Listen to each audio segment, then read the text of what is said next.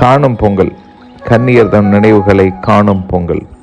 காலையில் கிளம்புகிறாள் வீட்டை நோக்கி. வாசல் கதவு திறக்கும் முன்பே அம்மாவின் மனம் திறந்து விடுகிறது. அம்மாவை பார்த்த நொடியிலே ஆண்டுகள் கரைந்து விடுகின்றன.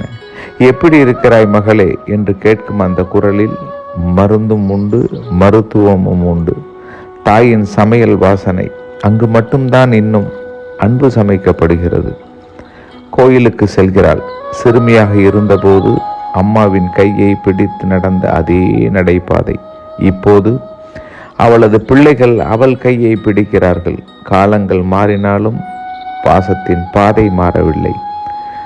அவளுக்கு நினைவுகள் எழுகின்றன. இங்கேதான் நான் வேண்டினேன் என் தேர்வு வெற்றி பெற வேண்டும் என்று. இங்கேதான் நான் அழுதேன் என் முதல் தோல்விக்காக. இங்கேதான் நான் சிரித்தேன் என் முதல் காதலுக்காக.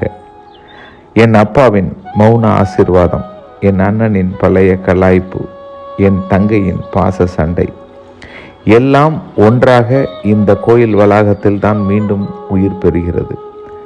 பிறந்த வீட்டில் சாப்பிடும் உணவு வயிற்றை மட்டும் நிரப்பாது, மனதையும் நிரப்பும். அவள் பிள்ளைகள் கற்றுக்கொள்கிறார்கள், அம்மாவுக்கென்று ஒரு உலகம் உண்டு, அம்மாவுக்கு பல வேர்கள் உண்டு என்று. காணும் பொங்கல் பெண்களுக்கு மட்டும் புரியும் ஒரு மௌன திருவிழா. இது விடுமுறை அல்ல, இது நினைவுகளை உயிர்ப்பிக்கும் நாள். மாலை ஆகிறது, மீண்டும் பிரியும் நேரம். ஆனால் இப்பொழுது மனம் காலியாக இல்லை, மனம் நிறைந்திருக்கிறது. பிறந்த வீட்டை விட்டு கிளம்பும் போது அவள் திரும்பி பார்க்கிறாள். வீட்டை அல்ல, தன் குழந்தை பருவத்தையே.